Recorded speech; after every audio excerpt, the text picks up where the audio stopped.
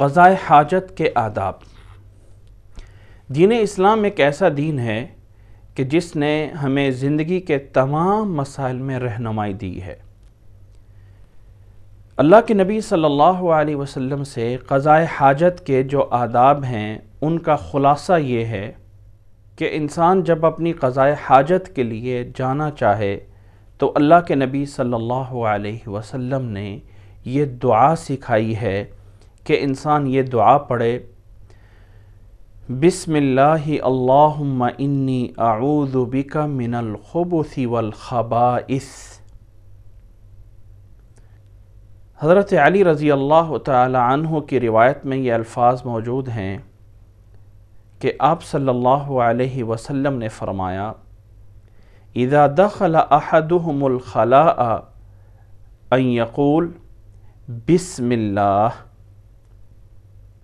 اس روایت کو امام ترمذی رحمہ اللہ نے اپنی سنن میں 606 نمبر پہ روایت فرمایا ہے۔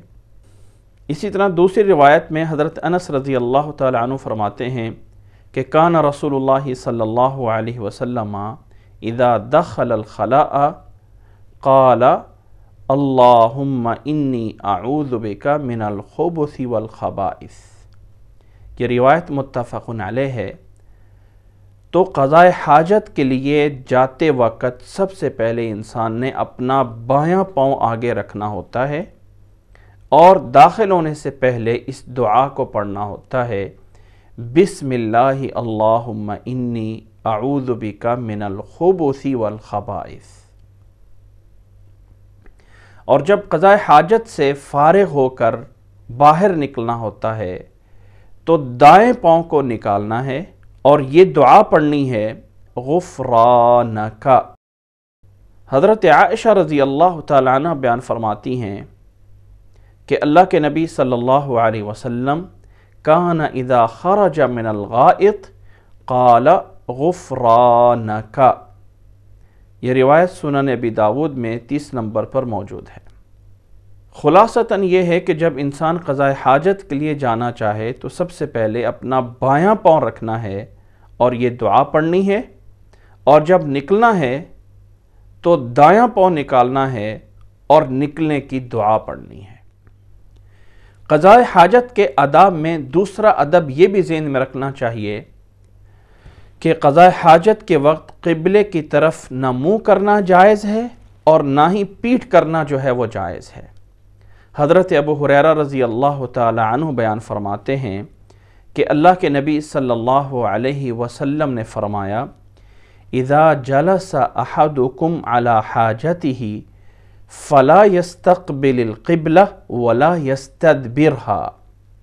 اس حدیث کو امام مسلم رحمہ اللہ نے 265 نمبر پہ بیان فرمایا ہے کہ جب بھی تم میں سے کوئی انسان اپنی قضاء حاجت کے لیے بیٹھے تو قبلے کی طرف نہ منہ کرے نہ پیٹھ کرے۔ تیسرا ادب یہ ہے کہ اللہ کے نبی صلی اللہ علیہ وسلم نے دائیں ہاتھ سے استنجا کرنا منع فرمایا ہے۔ حضرت ابو قتادہ رضی اللہ تعالی عنہ بیان فرماتے ہیں کہ رسول اللہ صلی اللہ علیہ وسلم نے فرمایا، اذا بال احدکم فلا یمسح ذکرہ بیمینہ واذا تمسح احدکم فلا یتمسح بیمینہ۔ یہ روایت بھی بخاری میں موجود ہے کہ اللہ کے نبی صلی اللہ علیہ وسلم نے فرمایا، جب تم میں سے کوئی انسان استنجا کرے تو دائیں ہاتھ سے نہ صاف کرے۔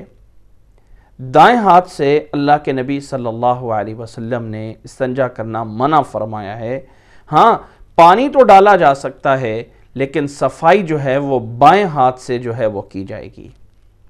قضاء حاجت کے آداب میں چوتھا ادب یہ ہے کہ پتھر یا ٹیشو وغیرہ سے استنجا کرنا ہو تو طاق استعمال کرنا ضروری ہے۔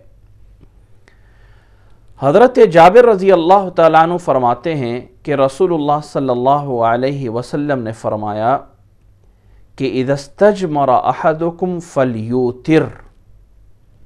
صحیح مسلم میں یہ موجود ہے کہ جب تم میں سے کوئی انسان پتھر یا ڈھیلے وغیرہ سے استنجا کرے تو اس وقت طاق استعمال کرے۔ یاد رکھ لیں کہ پتھر وغیرہ کی جگہ پہ اگر کوئی انسان ٹیشو وغیرہ سے استنجا کر لیتا ہے تو جائز ہے۔ پانی کے ہونے کے باوجود انسان اگر ٹیشو وغیرہ سے صفائی کر لیتا ہے تو جائز ہے، لیکن طاق عدد میں کرنا ضروری ہے۔ طاق کا مطلب یہ ہے کہ 1 بار، 3 بار، 5 بار، 7 بار، اتنی دفعہ جو ہے وہ صفائی کرنا ضروری ہے۔ اسی طرح قضاء حاجت کے آداب میں 5ویں نمبر پہ یہ ادب بھی ضروری ہے کہ پیشاب کے چھینٹوں سے بچنا ضروری ہے۔ اللہ کے نبی صلی اللہ علیہ وسلم سے حضرت ابو ہریرہ رضی اللہ تعالیٰ عنہ بیان فرماتے ہیں کہ آپ صلی اللہ علیہ وسلم نے فرمایا، اکثر عذاب القبر من البول، سنن ابن ماجہ میں یہ روایت 283 نمبر پہ موجود ہے کہ قبر کا عذاب اکثر پیشاب کے چھینٹوں کی وجہ سے ہوتا ہے۔ اس لیے انسان جب قضاء حاجت کے لیے جاتا ہے تو حتی الامکان کوشش کرے، بلکہ لازمی ہے کہ پیشاب کے چھینٹوں سے بچا جائے۔ ان تمام آداب کا خلاصہ یہ ہے کہ نمبر 1، قضاء حاجت میں جاتے اور آتے وقت دعا پڑھنا، جاتے وقت بائیں پاؤں سے اور نکلتے وقت جو ہے وہ دائیں پاؤں سے نکلنا ہے۔ قضاء حاجت کے وقت قبلہ رخ بیٹھنا یا قبلے کی طرف پیٹھ کرنا اس سے منع کیا گیا ہے۔ اسی طرح دائیں ہاتھ سے استنجا کرنا یہ منع کیا گیا ہے۔ اسی طرح جب ٹیشو وغیرہ یا ڈھیلے وغیرہ سے استنجا کیا جائے گا تو طاق عدد میں کرنا ضروری ہے۔ اسی طرح پیشاب کے چھینٹوں سے بچنا جو ہے وہ ضروری ہے۔ اور آخر میں یہ بات بھی جان لیں کہ انسان کو بیٹھ کر استنجا کرنا چاہیے۔ کوئی مجبوری ہو تو انسان کھڑا ہو کے کر سکتا ہے، وگرنہ انسان کو پیشاب ہر حالت میں بیٹھ کر ہی کرنا چاہیے، کیونکہ اس صورت میں انسان پیشاب کے چھینٹوں سے جو ہے وہ بچ سکتا ہے۔ یہ ہیں وہ آداب جو اللہ کے نبی صلی اللہ علیہ وسلم نے قضاء حاجت کے بارے میں ہمیں سکھائے ہیں۔ اللہ سے دعا ہے کہ اللہ تعالی ہمیں ان تمام کو صحیح طرح سمجھنے اور عمل کرنے کی توفیق عطا فرمائے۔